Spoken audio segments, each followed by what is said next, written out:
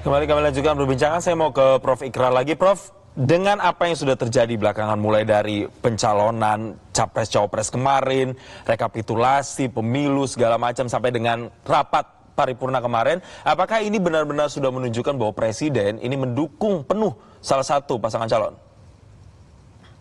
Kalau itu sih tidak bisa diragukan lagi ya. Bahkan saya dari dulu selalu menggunakan bukan highly likely tapi certainty ya. Jadi ini udah pasti ya. Bagaimana tidak Presiden kemudian mendukung pasangan Prabowo Gibran ya, karena salah satu pasangannya itu adalah anaknya sendiri ya.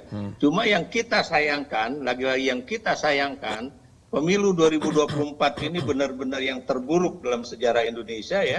Kenapa demikian? Karena ini seakan-akan ya Presiden, jajaran menterinya, jajaran kepolisian, jajaran pemerintahan daerah di tingkat desa ya, itu benar-benar digunakan untuk memenangkan pasangan Prabowo Gibran ya. Jadi seakan-akan paslon nomor 1 dan paslon nomor 2 itu adalah pasangan yang benar-benar diajukan oleh partai politik, sementara paslon nomor 2 itu benar-benar di backup oleh negara, bukan cuma aparatnya tapi juga anggarannya ya. Karena itu buat saya, makanya kenapa hak angket itu penting ya, karena itu yang harus kita bongkar, yang harus kemudian kita benahi ya, supaya pemilu-pemilu yang akan datang tidak akan terjadi lagi seperti ini. Karena ini bukan cuma tidak fair ya, tidak setara, tapi juga ini adalah suatu penggunaan kekuasaan yang benar-benar salah dari seorang presiden yang kebetulan anaknya menjadi calon wakil presiden, begitu Bung. Ada abuse of power di sini. Nah, apakah perilaku abuse of power dari bukan main-main, besar sekali. Ya, dari Presiden Jokowi ini kemudian bisa nggak dibawa misalnya sebagai bukti atau rekomendasi ketika nantinya ada pihak-pihak yang menempuh misalnya jalur-jalur seperti misalnya di Bawaslu atau di MK ataupun hak angket yang saat ini memang sedang hangat diperbincangkan, Prof. Ikrar? Ya, buat saya sudah bisa ya, dan itu sangat clear ya, datanya juga ada. Kalau kita bicara mengenai bansos, datanya juga ada di situ ya. Dan kemudian kalau kita mau lihat bagaimana peran dari Kepolisian Negara Republik Indonesia, aktor-aktornya juga jelas ya. Itu bisa kita perhatikan aja apa yang terjadi di Jawa Tengah misalnya, apa yang terjadi di Bali misalnya ya, dalam penurunan baliho misalnya kan. Di situ juga ada aparat TNI ya. Pemasangan baliho itu jelas juga ya, misalnya ada aparat kepolisian yang seakan-akan bagaikan cerita 1001 malam, dalam satu malam bisa terpasang baliho dan juga bendera secara masif ya, dimanapun di berbagai wilayah Indonesia itu ya, dan sebagainya dan sebagainya. Saya pikir data-data itu sangat lengkap. Tinggal persoalannya apakah teman-teman di DPR itu benar-benar akan membahasnya melalui hati nurani mereka ya, karena jangan lupa bahwa yang namanya politik itu kawan dan lawan itu tidak abadi. Suatu saat mereka bisa berkawan juga, suatu saat mereka bisa berada di bagian yang boleh dikatakan menyakitkan seperti yang terjadi pada paslon nomor 1 dan nomor 3 saat ini ya. Dan kemudian bagaimana kita menata masa depan demokrasi kita, itu kan juga bukan tanggung jawab paslon 1 dan 3 aja, bukan tanggung jawab kita-kita yang selama ini menjadi civil society ya, atau pensiunan pegawai negeri seperti Prof. Jo atau saya gitu kan, tapi ini adalah tanggung jawab kita semua sebagai bangsa dan juga rakyat Indonesia begitu Bung. Ya, Prof. Ikrar, tapi seberapa yakin kemudian bukti-bukti atau data-data yang Anda sebutkan tadi ini ketika dibawa misalnya ke Bawaslu, ke MK atau bergulir di hak angket DPR, ini benar-benar bisa membuktikan bahwa ada keberpihakan di sini, ada kecurangan di sini, ada abuse of power di sini? Ya, yang jelas itu dicoba aja diungkapkan ya, dan kemudian yang menjadi saksi-saksi juga tidak jangan menjadi orang-orang yang kayak kesakitan atau ketakutan ya untuk bersaksi, baik itu di MK, baik itu di Bawaslu ataupun di DPR nantinya ya, karena biar bagaimanapun ini adalah kepentingan Indonesia bersama, bahwa negara ini milik kita semua. Negara ini bukan milik Jokowi dan keluarganya atau bukan milik dari paslon nomor 2 ya. Jadi itu yang harus kita perbaiki, menata Indonesia ke depan ya, karena biar bagaimanapun yang gregetan itu bukan cuma mereka-mereka yang ikut di dalam pentas atau kompetisi politik itu. Tapi Anda bisa bayangkan kalau kemudian mantan-mantan petinggi TNI Polri juga membuat pernyataan-pernyataan yang cukup keras ya mengenai jalannya pemilu pada 2024 ini ya, bukan khususnya dalam pemilu presiden. Ya. Ya. Yang juga menarik dari apa yang terjadi belakangan ini adalah kemudian sejumlah program-program dan ada orang-orang yang mendapatkan kursi-kursi tertentu begitu, bahkan sebelum presiden terpilih saja diumumkan secara resmi. Saya mau ke Prof. Jo. Prof. Jo, kita bahas dulu mulai dari programnya. Tadi pertanyaan saya sebelum jeda adalah terkait dengan ada wacana untuk membentuk Kemenko khusus makan siang gratis dan juga pembagian susu gratis. Sementara saya pernah melihat wawancara Anda menyatakan justru kementerian sekarang itu harusnya dirampingkan. Benar demikian, Prof. Jo? Betul sekali. Itu udah ada analisis kajian banyak ya. Bahkan sejak 5 tahun yang lalu, di Menpan sendiri punya studi ya bahwa kementerian kita gemuk ya, besar. Sebetulnya belasan saja cukup ya. Jadi Menko-Menko juga nggak perlu gitu ya kan. Atau dibatasi kalau menterinya tidak banyak ya Menko nggak perlu. Karena menterinya banyak ya Menko perlu membantu presiden. Jadi oleh karena itu maka kalau ada rencana mau nambahin Menko, nambahin menteri, itu harus betul-betul berpikir ulang menurut saya. Think twice ya. Nah, itu ada undang-undang juga yang mengatur Kementerian Negara yang menyatakan ada jumlah maksimal, ada jumlah yang harus dimasukkan, ada hal kementerian berbasiskan konstitusi itu harus ada, nggak boleh enggak ya.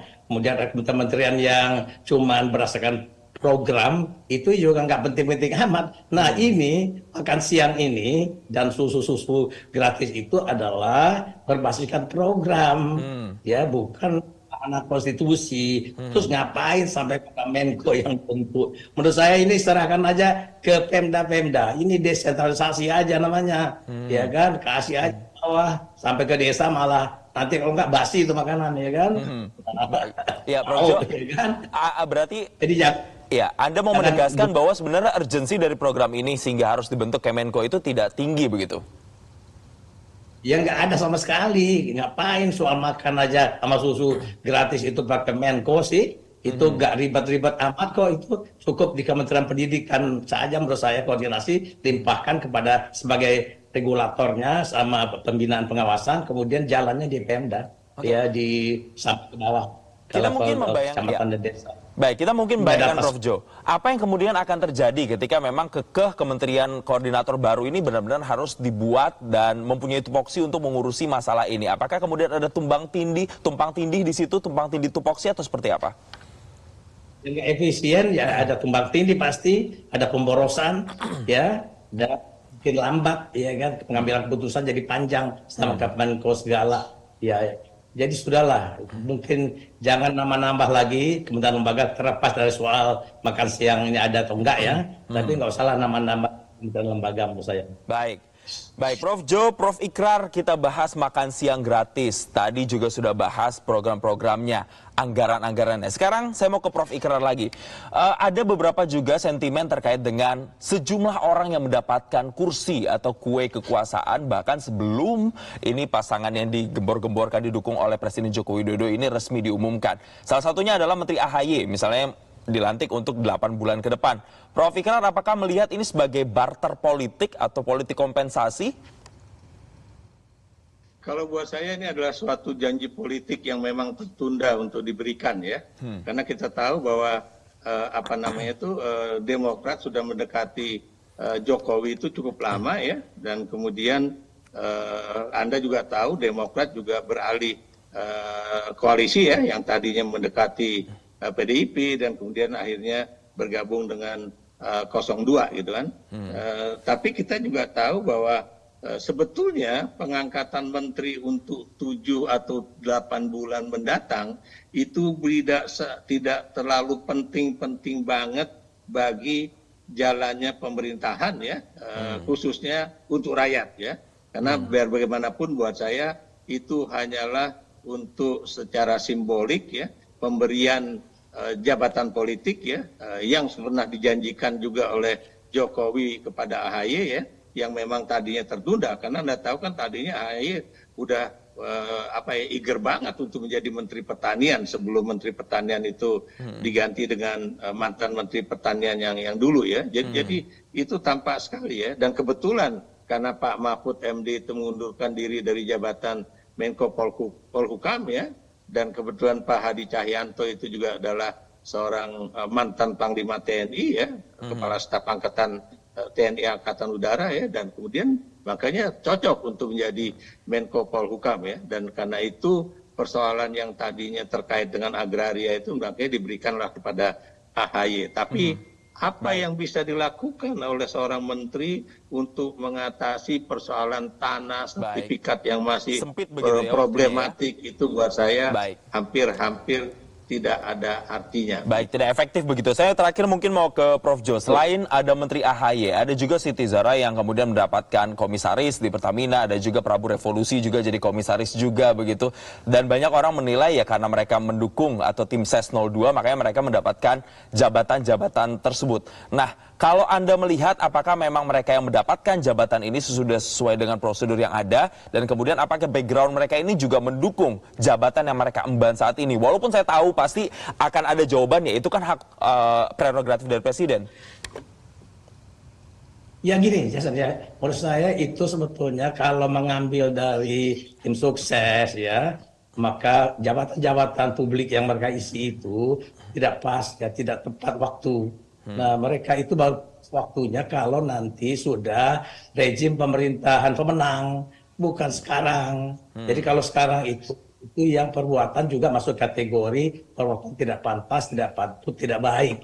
Jadi ini pelanggaran etik yang sempurna ya, yang dilakukan mulai dari kandidasi sampai ke ujung sekarang nih masih dalam proses berkuasa, sudah naruh-naruh orang daripada pemenang. Yang benar aja, ini pemerintahan kayak apa Indonesia ini ke depan nih? Saya geleng-geleng kepala Prof. Ikrar ya. Makin tahun di pemerintahan ya, sejak zaman Pak Harto ya sudah mempelajari pemerintahan. Baik. Jadi ini sekarang nggak ada kamus pemerintahan yang baik dan yang patut ya. Jadi kita misalkanlah demikian, Jason. Baik, artinya tadi ada satu gong statementnya dari Prof. Jo adalah ini adalah pelanggaran etik yang sempurna begitu ya, yang dipertontonkan oleh baik pimpinan negara kita dan sejumlah elit politik. Baik, terima kasih Prof. Jo, terima kasih Prof. Ikrar telah memberikan insight dan juga kritik-kritiknya di Selamat Pagi Indonesia kali ini, dan selamat kembali melanjutkan aktivitas. Terima kasih, Jason.